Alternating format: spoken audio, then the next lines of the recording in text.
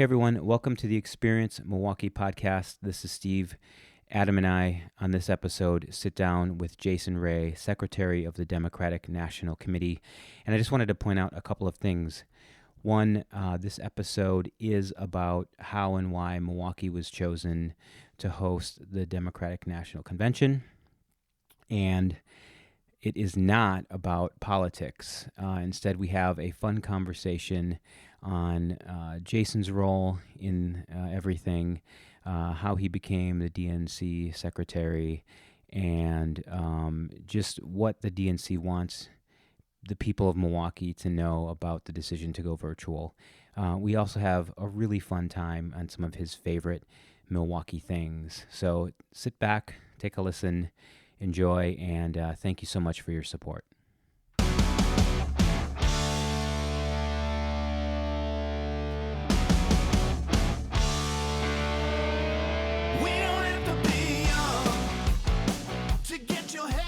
Jason, this is great to have you on the show on the Experience Milwaukee podcast.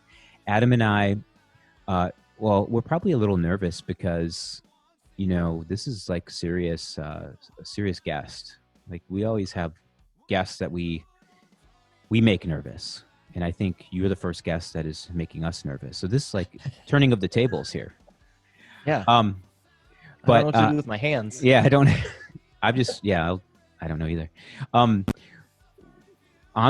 the show, we love to get some context, and within a role that's as interesting as yours, super excited to learn if you can just give us sort of the 20,000-foot overview of your role with the DNC, and Adam might have some follow up because he's got some really he wants to know a lot. So, but we'll start there. I'm a hard hitter. Yeah. All right, bring it. So I thanks for having me. I serve as the secretary for the Democratic National Committee. Was elected to that position in February of 2017. So one of the 9 nationally elected officers. And in my role, I'm responsible for engaging with our DNC members from across the country, helping with convention, certifying all the delegates, and then ultimately during the convention, calling the roll of states. So really cool. Kind of that kind of institutional kind of party side of things in that way. Adam, is that good enough for you? Have you learned, you're the one that has all of the other questions, so. I think that pretty much sums it up. The one I really wanted to dig into was how Milwaukee was chosen. Yeah, it's a great question. So it is one where the decision ultimately at the end of the day for a convention city comes down to the chair of the DNC getting to make a decision. Okay. It started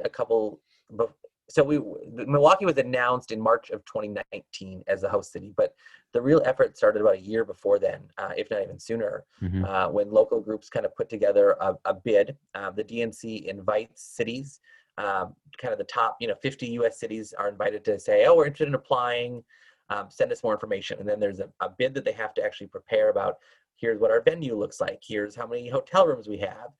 They submit that, the DNC narrows it down. They put together a site selection committee, which then goes and visits a number of cities. So they came here, I think the day after the Pfizer Forum even opened to see it originally. So everything was fresh. It had that new fresh smell and everything. So they review everything. They walk through, and one of the site selection committee members who does accessibility issues measured every, like the hops doors to make sure that it would fit, different wheelchairs and things needed. So they look at all the logistical pieces and then end up making recommendations to the chair, and the chair reviews all that and gets to choose. And we were fortunate enough that Chair Perez allowed Milwaukee to have the spotlight for a little bit there. Yes, I know. It's absolutely incredible that Milwaukee was chosen. We see ourselves as a little big city. So anytime there's national coverage of our big little city, everybody's like high-fiving. Like, look at us. We're like a real city. This is so cool. And even if we didn't get that full exposure that you get in a traditional convention, I think the fact that Milwaukee was chosen gives us this credibility with others to say, like, we are capable of doing this. We have the scale and we have the ability to successfully pull off events. And that is something that I don't want us to forget, especially, I know people are disappointed somewhat at what the convention ended up looking like. And I'm proud that we did it with people's health and safety first and foremost, but we should be proud that we put together a bid that beat out Houston and Miami, both of which have hosted Super Bowls and other events recently, so that we were able to beat out cities like that. We should be proud of Milwaukee. Not to mention that we flipped on a dime and adjusted to what the convention is and doing it virtually. And to be able to do that speaks volumes too.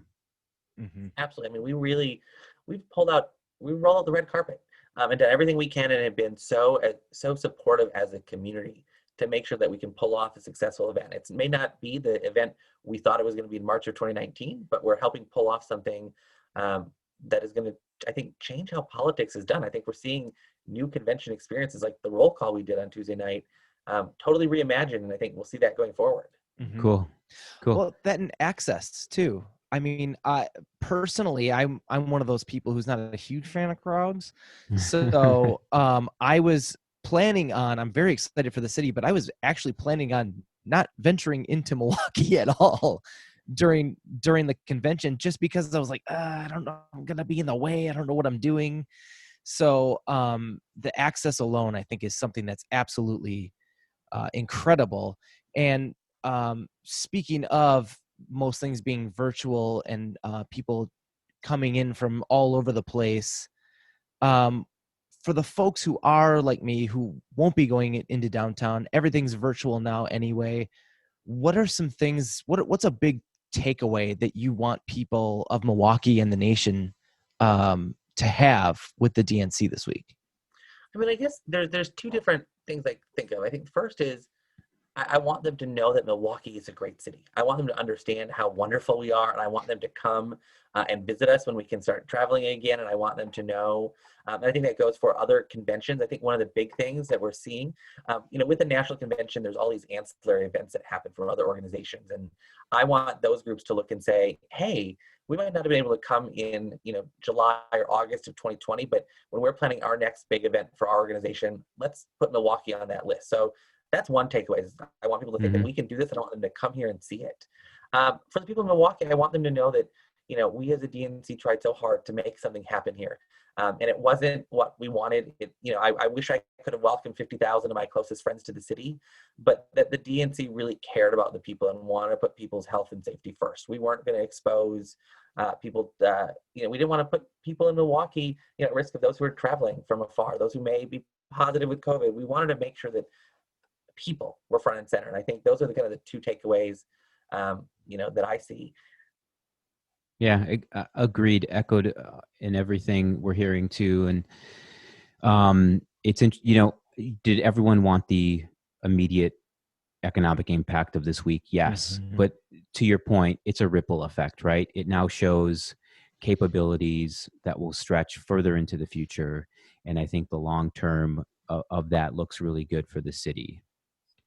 And I've talked to so many of my DNC members and others from across the country who said, "Oh, I've never been in Milwaukee. I was looking forward to it, but I can't wait to come at some point in the future." So I think that's what I'm excited for.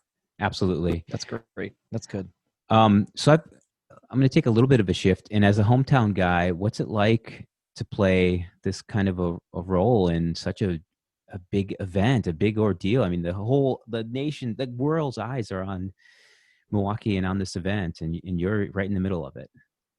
Yeah, it was honestly a humbling experience. It was kind of the intersection of so many pieces of my life that all kind of got to come together.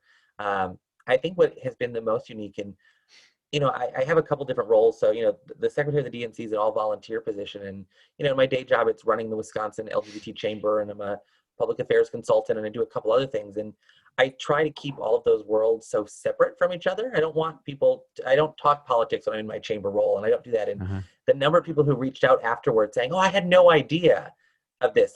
It kind of feels like everything's kind of coming together, and people are getting a chance to see the whole me and all the different facets. So that's been actually kind of rewarding to just kind of have it all out there. And not that I was ever ashamed of it by any means, but I kept business and politics separate. And now it's not. So it's been great to be able to do that. And, as secretary of the party, I would have been fortunate to call the roll in whatever city we went to, but being able to do it in your own city, in your own place, there's something special and memorable about that I will never forget. That's awesome.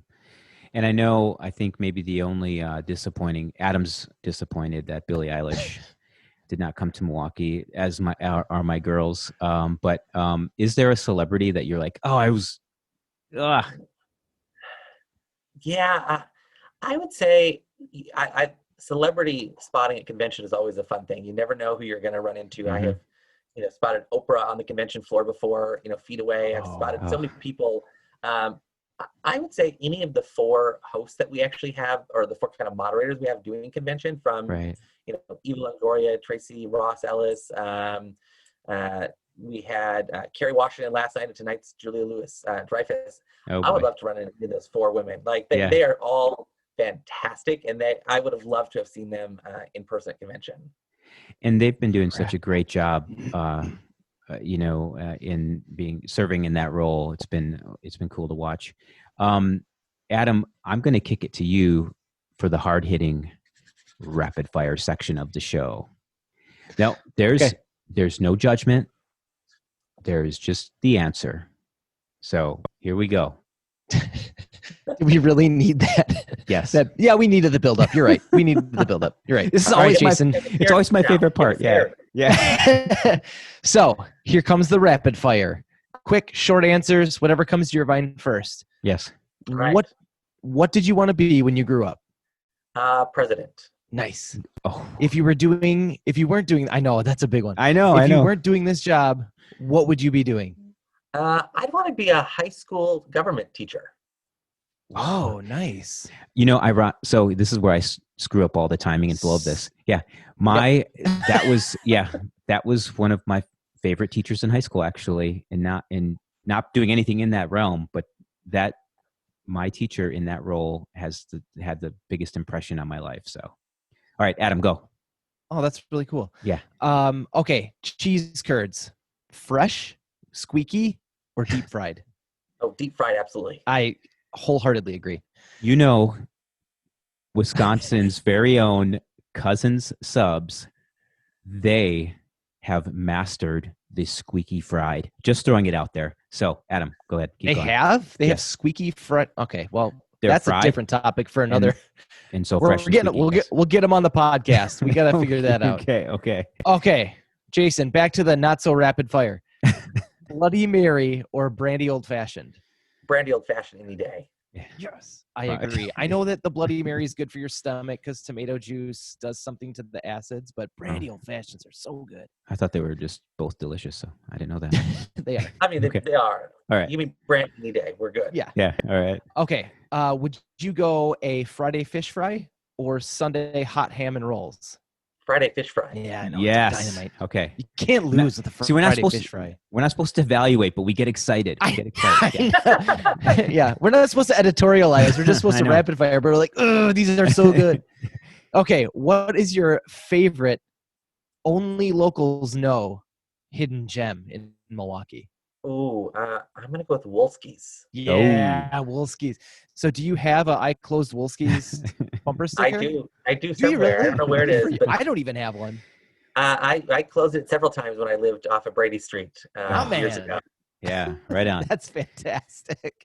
Okay, and last but certainly not least. This is the hardest one, though. This is the one that will cause the toughie. most controversy. Yes, it will. What is your favorite season in Wisconsin? Ooh, well, there's only 2, right? Road construction and no, I would say I'd go with summer. Okay. Summer in Wisconsin, boating, hiking, camping, all the patios. Yeah, dining out, everything. I mean, we get those like 3 months that we actually get to go outside. So I'll take my 3 months of summer any day. Agreed. Wholeheartedly agree. Guys, that's awesome. This was super fun. Jason, thank you so much. Keep up the great work in what you do on both sides. You've got the 9 to 5 and you've got the time you spend with the DNC. Keep up the great work and putting those hats on. Putting those hats on. Thanks so much. Thanks, appreciate it. Adam, Steve, and now Black Belt Vegan.